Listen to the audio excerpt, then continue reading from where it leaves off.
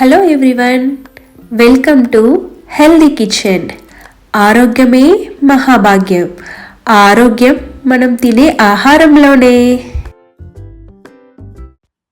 ఈ వీడియోలో దోశ మరియు ఇడ్లీకి ఒకటే బ్యాటర్ ఏ విధంగా తయారు చేసుకోవాలో నేను చూపిస్తాను. దానికోసం ఒక గ్లాస్తో మినపప్పును తీసుకోండి. ఏ గ్లాస్తో అయితే మినపప్పును తీసుకుంటారో అదే గ్లాస్తో 2.5 గ్లాసుల బియ్యం తీసుకోండి. ఆ బియ్యం దొడ్డు బియ్యం అయితే బాగుంటుంది. అదే అండి, రేషన్ బియ్యం అలా దొరుకుతాయి కదా, ఆ బియ్యం అయితే చక్కగా ఉంటుంది.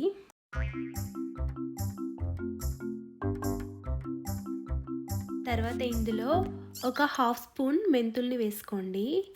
తర్వాత 2 టేబుల్ స్పూన్ల పచ్చెనగపప్పును వేసుకోండి. ఒకసారి అన్నిటినీ మిక్స్ చేసుకొని ఇందులో వాటర్ పోసి పెట్టుకోండి.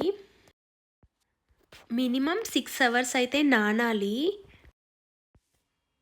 6 అవర్స్ నానిన తర్వాత గ్రైండ్ చేసుకునే ముందుగా పోహా ఉంటుంది కదా, అటుకులు, దీన్ని 1 కప్పు తీసుకొని వాటర్లో నానబెట్టుకోండి. తర్వాత నానిన రైసు మినప్పప్పు ఉంది కదా, దీన్ని చక్కగా 2-3 సార్లు కడిగి ఆ వాటర్ అంతా తీసేయండి. ఈ బియ్యం కడిగిన వాటర్లో చాలా న్యూట్రిషన్ వాల్యూస్ ఉంటాయి, అందుకే నేను వీటిని మొక్కలకి పోస్తాను. చూసారా ఆ చెట్టుకి ఎన్ని ఫ్లవర్స్ వచ్చాయో? నేను డైలీ వాటికి ఈ విధంగా రైస్ వాటర్ పోస్తాను, అందుకే చక్కగా పూలు పూసాయి. తర్వాత ఈ రైస్ మినప్పప్పు ఉంది కదా, దీన్ని కొంచెం కొంచెంగా గ్రైండర్లో వేసుకోండి. అట్ ద సేమ్ టైం పోహాను కూడా కొంచెం కొంచెంగా వేసుకోండి.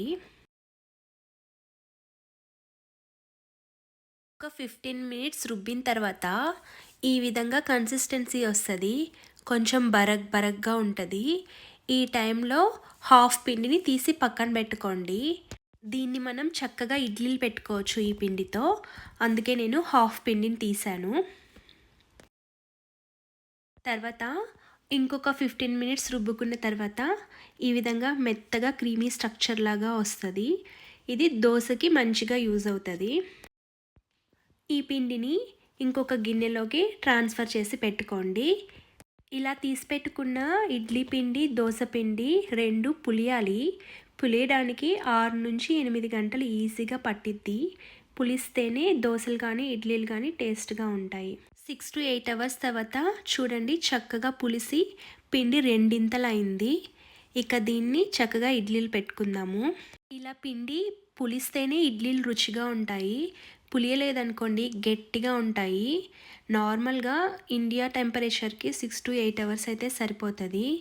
అదే యూకే కానీ యుఎస్ కానీ కూల్ క్లైమేట్స్ ఉంటాయి కదా, దానికి ఈజీగా 1.5 డే ఈజీగా పడుతుంది.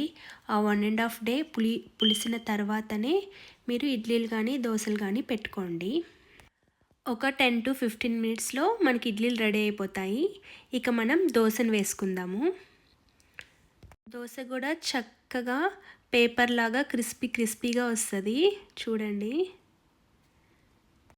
ఈ దోశ మీద ఆనియన్స్ వేసుకుంటే ఆనియన్ దోశ అండి, ఎగ్ వేసుకుంటే ఎగ్ దోశ, మసాలా వేసుకుంటే మసాలా దోశ, ఎన్ని రకాల దోశలు కావాలంటే అన్ని రకాల దోశలు వేసేసుకొని చక్కగా తినేసేయండి.